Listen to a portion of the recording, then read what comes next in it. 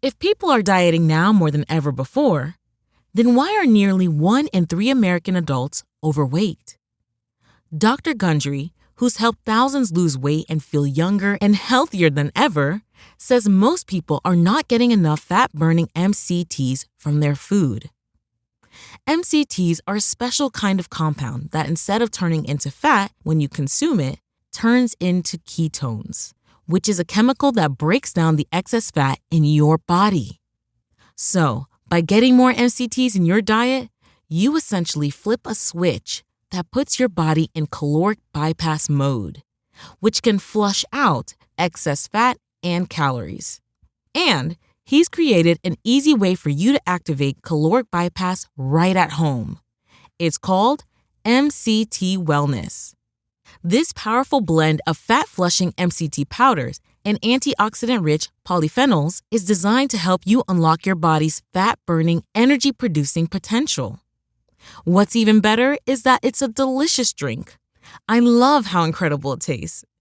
All you do is add a scoop to water, enjoy, and watch as you start feeling slimmer and more energized. So, if you want to experience a quick, easy, and effective way to melt pounds fast, go to GundryMD.com/energy and order right now to get up to 53% off your regular price order with a 90-day money-back guarantee. Again, that's GUNDRYMD.com/energy. When you need to work quickly and confidently, you need Grammarly. It's a trusted AI writing partner that helps you get work done faster with better writing. And it works where you work, across 500,000 apps and websites. 96% of users agree. Grammarly helps them craft more impactful writing.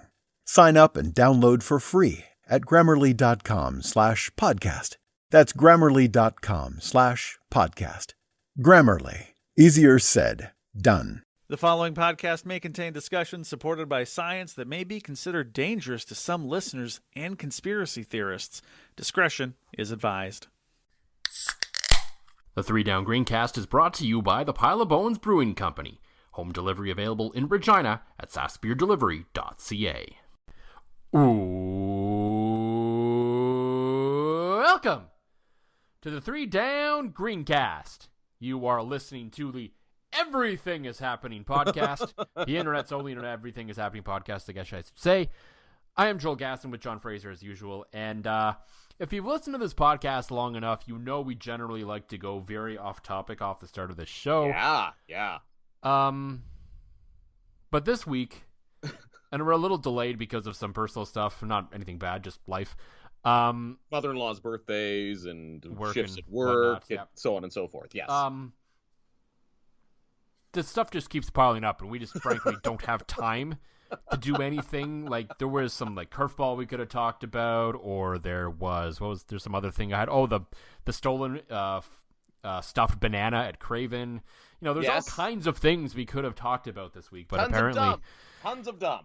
But now we've gone, from the doldrums of talking about CFL football in the middle of a non-season to probably the busiest Rider week that I can remember in a long time, and maybe in the 10 years I've covered this team now. Yeah, I would agree with that. I have a hard time remembering.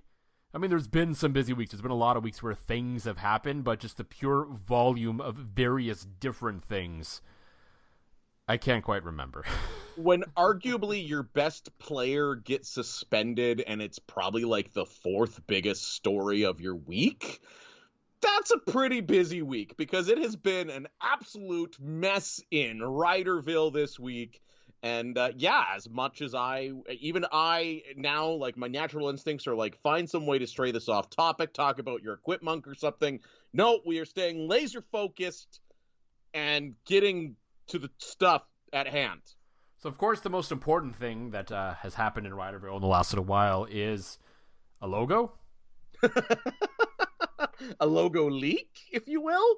Yeah, and I mean, you'd be remiss if we didn't kind of go a little dumb off the top at least. But it is Rider related because it is something that I guess is worth discussing a little bit. Every so often, organizations, businesses, groups, whoever, tend to just trademark things, and every once in a while people find that stuff. Yep. That happened this time, and surprisingly, and he was in the DMs, very disappointed it wasn't him that found it. That is, of course, Greg McCullough of the Piffles podcast, who likes to check on these things and is a bit of a logo graphic design snob. He's actually very upset. Like, yes, he he's texted very our upset with football himself group that he did not find this new logo that is something. Exact quote from Greg. I'm chapped. I break all the effing Edmonton-ish because I check the SIPO weekly, and I'm left holding the bag in my old team. Someone beat me to it. Greg is not having a great day, but I can say that currently in the fantasy football group chat, Greg is trying to colorize it. Yes, and send me that one too, yeah. I will, yeah, because it's slowly changing my opinion on it. It's not for me. It's not. I don't know what the deal with this thing is.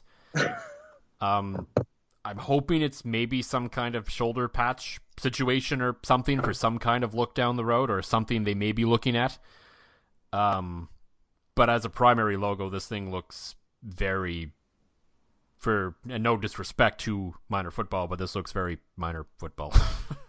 I don't even think it has minor football. It's like crappy minor league baseball. It looks almost like that awful Red Sox rebranding you guys got down there in Regina. Yeah. Not a huge fan either. But Greg, and I just sent it to you, Greg has taken his best attempt at adding some color to it. And yeah, I think as a shoulder patch helmet decal with a different... With the color, it kind of looks like if the Saskatchewan Rush became the Rough Riders. That's hilarious because Greg literally said the same thing. He's like, it kind of looks like a Rush logo. So I don't know if it's maybe some sort of partnership that, maybe the two organizations that have always worked closely together are going to be doing something like that. But yeah, it's very create your own Madden team looking to it. It looks like almost a stock logo you'd find on like a fantasy site. Actually, that is nail on the head right there. But yet it is somehow still better than the guys trying to build the soccer stadium here that got their stock image logo, right? So we'll give them points for coming up with something creative. I think on a hat, it would look okay. It still definitely needs some upgrading. Like if this is kind of a first draft, I'm like, okay, maybe this is going somewhere. Right. And by the way, if you want to see the logo and you haven't seen it yet because you're living under a rock, you can find it at 3downnation.com, of course. That's usually where see, this is funny because I always cringe when I hear like radio people talking about, go on the Facebook page and take a look at this video that we posted, and here we are doing that, and like I always rant to you about that, and here we are doing exactly that. But in fairness, this isn't a video. This isn't something we've created to make you go to the website. This is a thing that exists in the wild. Or stolen from somebody to go to the website. That is what radio stations do these days, right? So, it's got a different look to it. I hope it's not a primary logo. I'm with you because it is trash as a primary logo. I'm trying to envision it on like a black ball cap with that kind of green thing that Greg's got. And it's not terrible. Not terrible. I have the CFL schedule in front of me right now. It looks a little Red Blacks-ish, but like if you got the giant tiger version of the Red Black logo. Like it's kind of got GT that Boutique, yeah. Yeah, it's kind of like knockoff looking sort of thing. Yeah.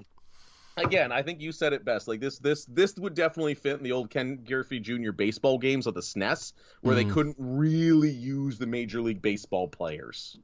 No, but you knew exactly who everyone was. Yes. Or like how Barry Bonds was never in those games for years, and yet there was always a number 25 that could wallop dingers on the San Francisco Giants. Mm-hmm. Even his video game head wasn't big enough, but there we go. There's my opt. I mean, that was the 90s, so he wasn't quite there yet.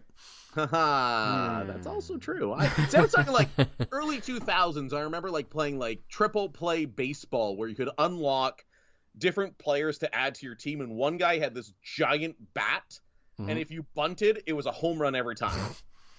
and there was a number 25 in that game that just happened to be, a guy that wallops dingers that had a giant head that played for the San Francisco Giants. I always found that weird. Like every other player is in the game except for Barry Bonds. Yeah, I remember that being, there was an explanation for that, but I honestly don't remember what it is.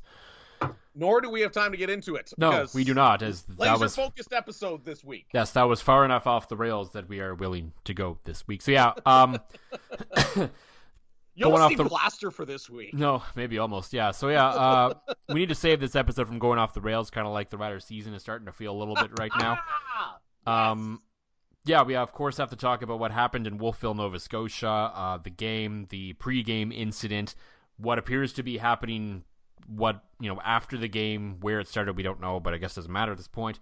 Just a whole bunch of stuff in all kinds of different directions, and of course it all roads always lead back to the fact that the CFL should not have Thursday Night Football, and we'll get into that as well. But before we get to all that, as usual, John, for the Pile of Bones Brewing Company, what's in the glass this week? So in the glass this week is going to be a Rebellion beer that tastes like beer, but I want to take a moment to talk about what was in my glass on Sunday. Crafted by our sponsors at the Pile of Bones Brewing Company, the Grapefruit Rattler. Oh my God. On a hot summer day, if the Grapefruit Rattler was perfect. It wasn't too sweet. I like a Rattler. I like sour things, as my obsession with whiskey sours and vodka, lemon and all that kind of stuff. But that Grapefruit Rattler, I was at my buddy's house having a pool party, and when the first one touched my lips, it's just like they could not go down fast enough. So Pile of Bones, Grapefruit Rattler, perfect summer drink. And unlike other Rattlers, it still comes in at like a normal alcohol content. It's not like your 2 or 3% that some Rattlers are. I believe it was like 4.5, 4.8 or something like that. So, if you want to get drunk and drink Rattlers doing it, our boys at the Pile of Bones Brewing Company, boys and girls at the Pile of Bones Brewing Company, have you set. It is delicious in your face hole. I cannot recommend it enough. Yes, it is, of course, called the Rattler because it's got a snake on it. I believe it's not technically like a full-blown Rattler because it's just like grapefruit flavor versus like juice like you'd find in a Rattler. So that's the difference that you're noticing, yeah. Hence, it's why a Rattler, not a Rattler. Exactly. For me, I picked up a Pile of Bones mix pack over the weekend, and I am drinking the Space Cadet IPA, which seems to have mellowed out a little bit since they first kind of launched it, which is kind of nice to drink now in the summer. And based on my experiences at work, seems to be becoming a fairly popular beer as it sells a lot quicker than it used to. I can tell you that much. Yeah, because when I see Space Cadet, I love it as much as the next guy. But same thing, I don't associate it with a summer beer, so I'll have to give one a whirl here in the coming days. We don't know if the Riders will be taking a whirl on the field this weekend. As of course on Saturday they are set to face the Toronto Argonauts at Mosaic Stadium in a rematch of last week's Touchdown Atlantic game in Nova Scotia. But frankly, at this point, as we record at 8:26 p.m. on Wednesday, July 20th, not usually that specific, but considering the fact that this information is going to change rapidly, it's important to note that at this point we have no effing idea if this game is going to be played and when. All we know is that there's a lot of issues stemming basically from Touchdown Atlantic, or at least from before it, or whatever the case may be, that is leading to this. And that is, of course, the big story right now is the fact that there are upwards to, if not more than, 10 players currently in COVID-19 protocol with the team. 5 of them were announced as tested positive off shortly after the game, a couple days after. Another 6 were added. I guess some players got out of protocol, so they're at around 10 as of the time we record this episode.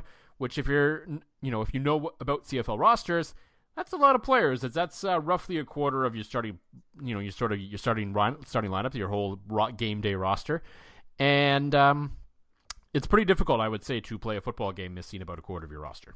Yeah. That's just, it's funny, right? As I think the world was collectively thinking about it, I think this is kind of a nice reminder that, hey, COVID is still a thing and it is still out there. So, take caution, get your boosters, etc., and all those other sciencey things. But the big thing for me is, again, we don't know at 8:28 now on a Wednesday night if this game's going to go ahead. But our would we call him the boss man? No, fearless leader. Our fearless leader, Justin Dunk, was on with Tim McAuliffe today. I was watching that while I was doing some dishes. And he said Dunk sounded confident that this game is not happening on Saturday. It's just the way Dunk was talking. It's like it's a decision is looming. It's not going to happen. It's getting pushed back. And, we once again have inside sources or speculation that suggest it may not happen. Joel Gasson, I will let you break that. Yeah, so an acquaintance of ours, someone we know who works kind of behind the scenes at Mosaic Stadium on game days. It's not Craig Reynolds, for the record. Let the record No. show this is not Craig Reynolds. I would say Craig Reynolds does not work behind the scenes on game day at Mosaic Stadium. I mean, some might say He very much, I would say, leads the scene on game day, technically, if you really want to get into it. Yes, that's very true. Some people might think he just sits in like his president's box, smokes stogies, and asks for pictures of Spider-Man. Man does not do that. Man works on game days. So, Anyway, someone who works behind the scenes on game day received a message inquiring about their availability for Sunday. Take that for what it's worth. It's hard to say whether that's just kind of, they're fishing around to see if that's a possibility, but my assumption would be if it's Wednesday and there's still 10 players in protocol, I have a hard time believing we're going to get to a point where, you still want them to have a day or two of practice before this. I guess stranger things have happened, and maybe this is the new 2022 world where we've declared COVID over, that they kind of force this game into playing on time, but I feel like there is going to be at least some sort of at least 24-hour-ish, maybe into Monday or Tuesday kind of delay. Would be my yeah, I would agree with that assessment. And it's interesting, though, to read the conundrum that the league and the team is up against. We were talking before the show how there's not those built-in safety valves like there were last year and there would have been in a planned 2020 season. Another friend of the program, Derek Taylor, the voice of the Blue Bombers, Derek was tweeting out basically saying that the only option to reschedule it away from this week would force the Argonauts to play 14 weeks in a row. Now, again, take that with what you may. The Argos would probably just do it because, as you have said, their ownership doesn't care about them. But it is interesting. At one point, the Elks agreed to play 3 games in a week just to get the game checks. So, right, and that's another part of it, right? So the interesting thing to me, though, is I've seen a little bit tonight the word forfeit being thrown around. It kind of comes up in the last few years every time this sort of situation comes to fruition, but we've yet to see a team in any league forced to forfeit because of COVID to this point. But what my question is and if you know the answer to this, feel free to just make me look like I don't do any research because we know I barely do. Does the league still have that vaccination threshold rule that if you're over a certain percentage, you still get paid, right? That's what I'm wondering. I'm wondering if that's why the forfeit word is being thrown around a little bit. That did the Riders perhaps fall under that percentage? I don't know. I honestly don't know. We haven't heard much. At least I haven't heard much about what the COVID-19 policy is this year, and maybe that's an error on my part and an error on the part of some other people. But I don't know. I would assume something similar would still be in place, but the roster is fairly similar to last year, and they were said to have been over the threshold. So okay, yeah, that would make sense. And I wonder too, less so about the forfeit, but I wonder if the protocols are closer to the NHL and the NFL now, where before you'd hear 10 players in COVID protocol.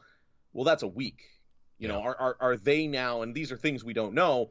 Are they now, if you're asymptomatic, well, hey, get your ass back on the field and spread it to everybody, right? So it's interesting. It's fluid, but again, when Dunk goes on national television and basically says that game ain't happening, I tend to believe our boy and fearless leader.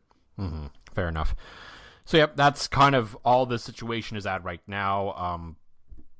Keep it tuned to 3downnation.com, as I'm sure Duncan, Hodge, and JC will have the latest on this, and we'll break any news up as it happens. You mentioned a fluid situation. Here comes another transition. You're on fuego tonight. There was, I guess, an alleged fluid situation. But during I guess before and during Touchdown Atlantic this past weekend in Wolfville, Nova Scotia. Sidebar. Can we call it Wolfville? No, Wolfville. By sidebar looked like a beautiful scene for a football game. Oh, did it ever? Oh my God, that looked like a great place. Looked like a great place to take a football game. But regardless, the Argos, of course, have accused one Duke Williams of spitting on Shaq Richardson, not once, but twice. Once, of course, before the game, which led to the infamous helmet throwing, which we will get into. And Jeez, that's the fourth biggest topic of this episode. That's how insane this week has been. So that kind of comes down, and then there was the other blow up later in the game because they didn't have the intestinal fortitude to make the decision prior to the game that they should have made to avoid everything that clearly would have happened later. And now, of course, because of all of that, and for as far as I can tell, the spitting has not been proven one way or the other. But Duke Williams was, of course, suspended for one game, so that'll be whenever the next game is. He will not be there, adding to the list of players who will probably be unavailable that game, either through COVID or illness, or probably should sit, Cody Fajardo. And it's deserved. And to me, it's deserved. And for me, the biggest issue I have with the whole thing is, and I don't know whose call this would have been, if this was, the league had to make the call, or the on-field officials, or whoever the case may have been, is Duke Williams simply should not have been in that game. And I know there's been discussions about, Richardson came over, the half field and he started this and whatever. I don't care who started it. I don't care what led to it. The fact remains, if you throw a helmet at someone, you should not be playing, especially if you throw a helmet at someone at any point, especially pregame, you should not be playing in the rest of that football game. Absolutely. There should have been an automatic ejection. I don't know how that didn't happen. It was all over social media. You could see, obviously, the refs were on the field because they were breaking it up. Yeah. I think I saw the umpire in there breaking up the confrontation. So the refs are out there. Even if they didn't see it happening, there was more than enough footage that saw that it happened, even though it took TSN halfway through the first quarter to show it to everyone else. But even though it was all over Twitter already. Now, the other thing, too, is say, okay, well, maybe Duke gets the benefit of the doubt because of what Richardson did. Toss them both. I don't know how you have that confrontation in warm-ups and not toss them both. We've seen blow-ups, we've seen skirmishes pre-game, that sort of stuff happens, but this was clearly above at another level, and sorry, you throw a helmet, and because the football helmet is not a hockey helmet, it is not a batting helmet, it is a projectile weapon if used correctly. It has some heft to it, and the funny thing is, Myles Garrett doinks Mason Rudolph with the helmet in the NFL. And people were talking about getting him out of the league forever, right? He was given, 6, 7 games down south? Something like that. I mean, he had a bit more of a history of unfortunate events than Duke Williams has up to this point. Right. I mean, he still doinked Mason Rudolph in the head with his helmet, right? And I'm not saying, injury shouldn't... The extent of the injury shouldn't determine the suspension. No, we shouldn't hockey this thing, no. No, absolutely not. But they kind of did. They absolutely kind of did. You saw a guy, I could agree with the one game, because, again, as I've said right here, missing one game check for these guys in the CFL is much more significant than guys in the NFL, NHL, MLB, wherever, right? It has more of an impact. It's more of a lesson taught.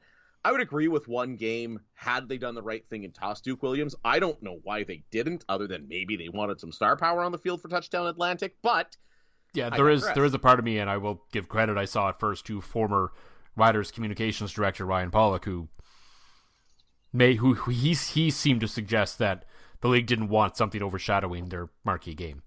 There you go. Yeah, I remember I saw it someplace. I couldn't remember who I saw it from, but yeah, Ryan was the first one to, and he was saying that before kickoff. So Myles Garrett gets 6 games in the NFL. Duke gets 1 after being allowed to play. I would agree with the one game had they done the right thing. I think 1's light. I really think 1 after he played the game. But that's not his fault. No, I would argue that you don't suspend him 2 games because whoever's call that was before the game failed. Right. But I think it's a 1-game suspension, which is fine, even whether he played that game or not. And then the discussion becomes, okay, who was supposed to make that call that he should not play this game? And if it was the officiating crew on the field, then, I mean, obviously they're not going to get suspended or everything, but they need to have a discussion with the officials or whoever made that call to make clear to them that they screwed that up and he should not have been in this game, but he's still getting the game. But I don't think you give him 2 just because someone else screwed up and he didn't play in that game. I think you do. And the reason I say that is because somebody else screwed up. But it's back when I was reffing hockey. You'd look at it when you were determining suspensions with the league, whatever. A lot of times they looked at what point in the game somebody got kicked out, right? If somebody gets the boot at the 5-minute mark of the first period, But that was still a decision that was made for them to get the boot. If a guy doesn't get booted from the game, it's not his fault that he didn't get booted from the game. And I don't think you can punish him for that. No, I think he should have missed 2 games of time, whether that was a boot. Oh, I agree. Altogether, he should not have played in that game. You give him an extra game. That's what it should have been. But he didn't get booted from the game, so you can't give him another game for that decision. I would agree. No, that's right. No, that's a good take. I still think that he should have missed, that the league should have covered the officiating crew's asses a bit in this one and said, you're sitting out for 2 games because you can't do that. Like, and he chucked that helmet. Like, if he makes contact with Richardson's head, that's ugly. Like, that is like an ugly, ugly situation. Yeah, it is. And it's just, it's a scenario that I don't think any of us expected talking about coming out of that week. Because, I mean, as I said in my piece after the game, I mean, coming into this game after the whole Garrett Marino fiasco the week before, you expected everyone to be on their best behavior. And then before the game even starts, we have something happening again. And it's like, oh my God. Are you kidding me right now? is this, and I hate to take it kind of off track, but between the penalties, between the fact I read that part of your piece and I agree 110% that Marino suspension should have been a message to everybody to put your head down, be good men and go out and do the thing. But does this speak to the discipline problems this team is having? Yeah. I think it does. I think you're seeing a team that after one of their own is suspended for being basically a giant meat stick, a guy who's supposed to be a leader on this team is out there the very next week in pregame warmups, a spot that you can't go after another guy, yeeting helmets at other guys' heads. So I like Craig Dickinson. I'm starting to see cracks here, that he's losing control of this team and perhaps this season. And I'm not quite ready to go back in time because let's face it, this team's going to make the playoffs. Like, the East Division's that crap that they're going to make the playoffs unless I don't see anybody in the East going on a run. I mean, they might sleepwalk their way into the playoffs, but my hand's hovering over that panic button again, Joel. And I mean, that's fair. I mean, I wrote the piece also for 3 Down Nation after. I mean, I was going to write the piece that Cody Fajardo should not play in this game, which I guess we should probably talk about at some point. Yeah, let's get into that at some point. But I also then Brendan McGuire beat me to the punch and wrote that piece, and you can read it on 3downnation.com, and it lays out a very strong case for Cody Fajardo not playing this week, next week, and then, of course, the bye week. But so then I wrote the other piece that, like, really, this is the point now. Like, we are at the very first test of the Jeremy O'Day, Craig Dickinson era. Yes. Like, it's been fairly smooth sailing, and for a football organization not run by John Huffnagel, it's been a fairly good run of smooth sailing for stuff that they can control. Yeah.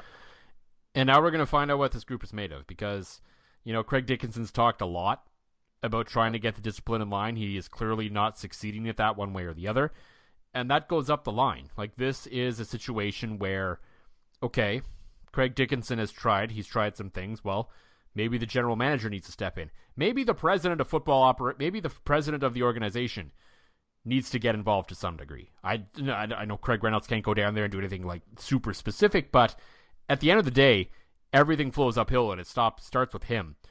And to me, there are legitimate questions surrounding the whole organization right now as to what level of preparedness and what level of readiness are they for these kinds of situations, because in the game of football, again, unless you're run by John Huffnagel, they happen.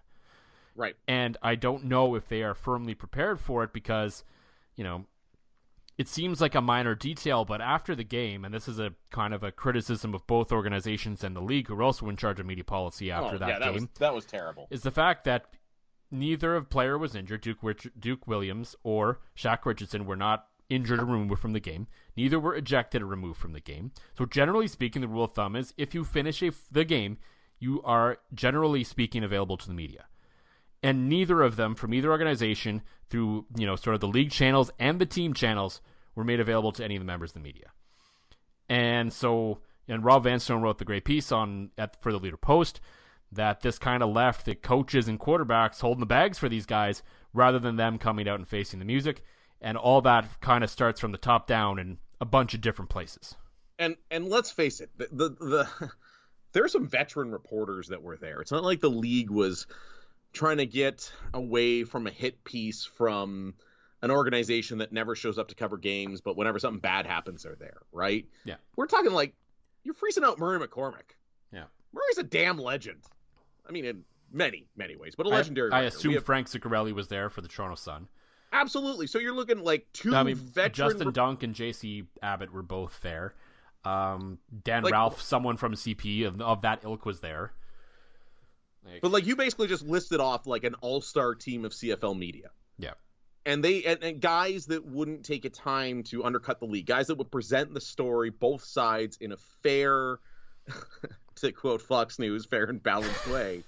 But actually give the facts, explain what happened without bias, without bullshit. So that is very, very amateurish of them. I didn't like that one bit, but I think you're right. We are seeing the first test. And another thing that shows me, to get into it a little bit, sorry if I'm derailing a bit, but another thing that shows me how little control the coaching staff has over this team is the fact that Cody Fajardo was left in that game.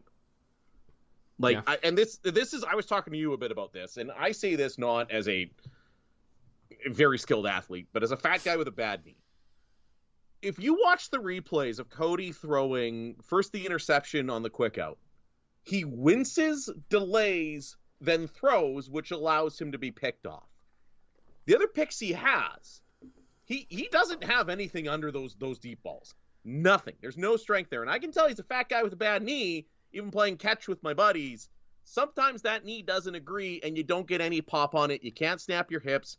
You can't throw the ball well. Like, I'm no quarterback guru, but how on earth does Craig Dickinson, Jason Moss, anybody not go to Cody and say, listen, man, you're a warrior. We love that about you.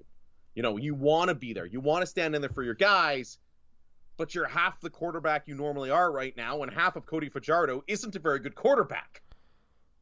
Like, do they have that little faith in Mason Fine? I mean, it's hard to say. I mean, maybe.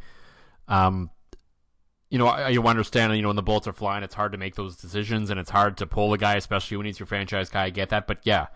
But like he was clearly yes, struggling. no, I agree with you completely. I agree with you completely, and that, I guess, is the, you know, sort of natural transition into the next point, which is, of course, the piece, as I, you know, sort of mentioned, written by Brendan McGuire, about the fact that Cody Fajardo, at the very least, I would say, should not play this week against Toronto whenever this game is played, and maybe beyond. Like, the guy physically and I think mentally clearly needs a break.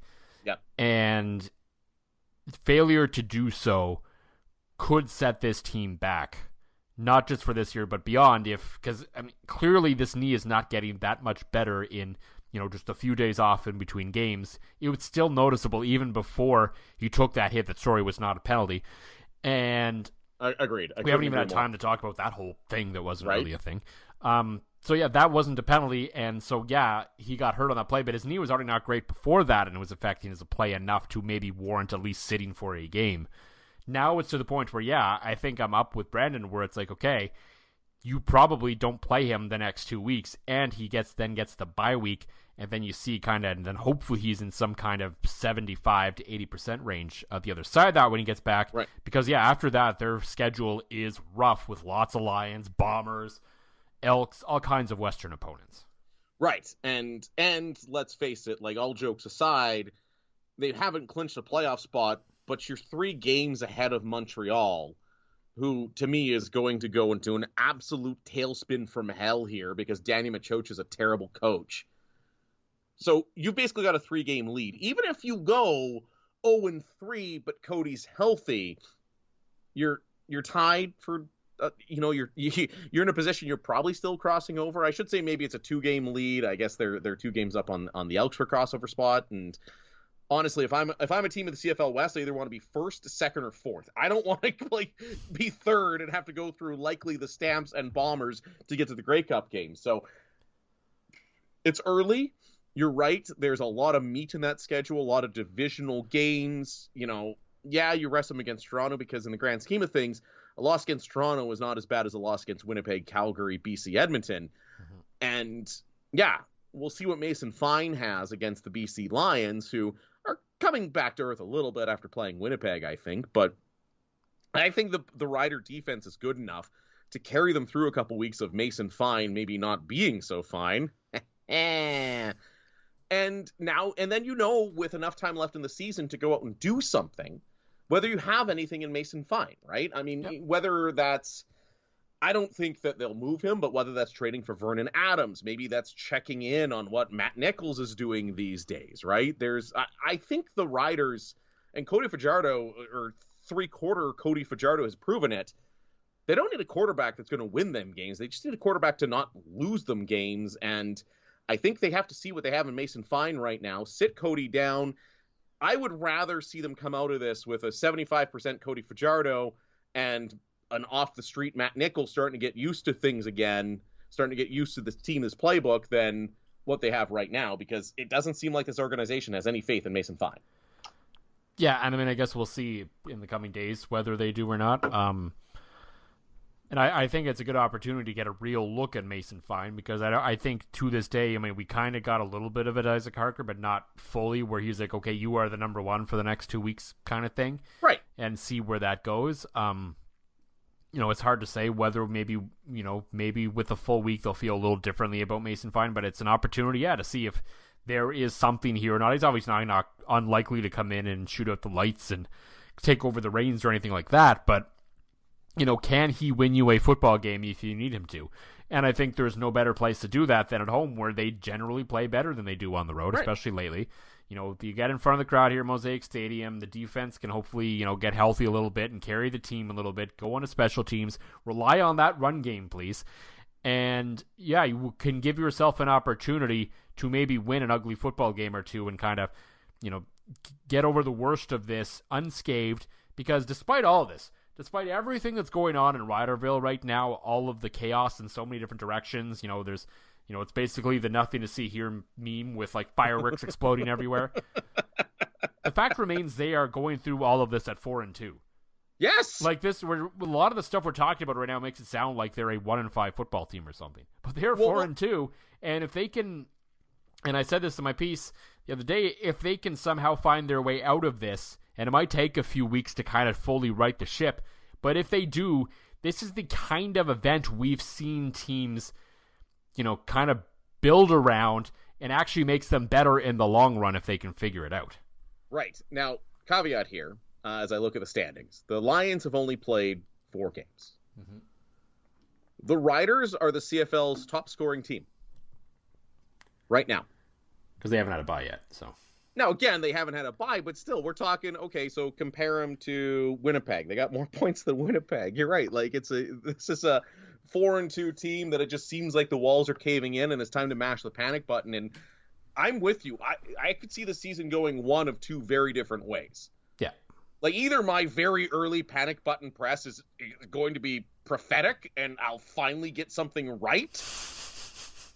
Or you're right, they rally from this, and next thing you know, they're challenging Winnipeg for first in the West, because, again, those 2 losses are both against the East Division.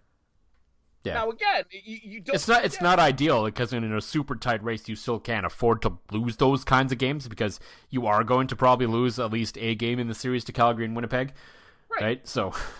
But still, you're right, but, I mean, it's 2 losses against Montreal and Toronto sting a lot less than 2 losses against Winnipeg and Calgary. It's just the way the CFL is set up. So, I mean, you're right. This feels like a test, a turning point for everybody. And if Cody's out there, a guy who said himself, I've suffered a major setback. Yeah. To me, if Cody's out there against Toronto, whenever this Toronto game happens, I'm in the camp that this is going to be a disaster of a season, and it's just going off the rails, because clearly somebody there is not taking the bull by the horns and making the decisions they need to make. They're letting the inmates run the asylum, and that cannot end well. Potentially. I mean, likely. The only thing I would say to Cody's comments after the games is we know he tends to maybe be a little emotional after losses sometimes. Right, which I love. So maybe he was being a little on the dramatic side a bit when it comes to sort of the future of it, not the state of his injury at that time, but perhaps where it was headed. We don't know. He hasn't been available since because they haven't practiced since because they all have COVID. Right. Which is kind of a blessing. But that's the thing, though. You have a guy, and that's a good point, Joel, because you have a guy that's sore, that just threw 3 picks, 2 of them. Yeah, like it was a very tough loss, like no question. Yeah, so it wasn't like the Montreal loss where they just got in and got their ass beat, and you're like, okay, that happens. Right, and that was a tough loss, largely caused by a guy, your quarterback being hurt and maybe trying to do a little too much. Mm-hmm. It seems now maybe the CFL maybe tried to do too much on a Thursday night. Oh my God. It's like, okay, and I love that this all comes back to this one point. Yes. And that was, of course, the piece I wrote a couple of years ago that Thursday night football on both sides of the border, and I've come to the realization that it is not going to happen probably neither, especially in the NFL with the money that Amazon's throwing at them now. But Thursday night football needs to end, and especially doubleheader Thursday night football in the CFL needs to end for some reason. I don't know who thought this was a good idea this week, but now it looks even better when they might not have a game on one of their marquee days on Saturday. With one of their marquee teams, so really the one that's like bringing their everything up. And okay, so the only conflict that the BC Lions have, that is one of the 2 teams hosting on a Thursday night football doubleheader, which makes absolutely no sense. It looks like the Whitecaps don't even play. I'm looking at the Whitecaps schedule right now. They don't even play at home until, well, it's not even here on Google. So I have no idea why they're doing this. Yeah. It's a dumb idea. You especially, too, when you have an Eastern team involved. It'd be one thing to have Calgary, BC. Yeah, okay, it's a little late. No problem. A cheap excuse to have some beers with your buds on a Thursday night, right? But who the hell is staying up at 10 o'clock in Hamilton, having to go to work the next day? I have no idea. Like I love my Bombers, but there's no way in hell I'm watching them till 1 a.m. when I got to go to work the next day. Like, it's just, why CFL? And another thing, as an aside, how the hell do you not have a game during the All-Star break? MLB's it is the slowest day of the sports year today. Today is the slowest day. I listened to Tim McAuliffe talk about Brady or Matthew Tkachuk for a solid hour. I love Tim McAuliffe. I love his program. Man crush on Tim McAuliffe. Like, the ESPYs are going on. The ESPYs the only thing that's going on. Yeah. And the CFL can't, move one of those Thursday games and have it on a Wednesday. They tried that once. It didn't really work out that well. But still, it's something. Sportsnet's going to show your highlights. Local sports programs, if they still exist, are going to show your highlights. It's that or the ESPYs. I mean, or it's a nice day. You could actually go outside or something. Yeah. For once, it's not balls hot. It's not raining. It's not anything. It's actually a normal, nice night for a change. Yeah. But I'll probably watch the ESPYs only because my celebrity crush Mina has a great dress on. He shot Cartier. Show's over.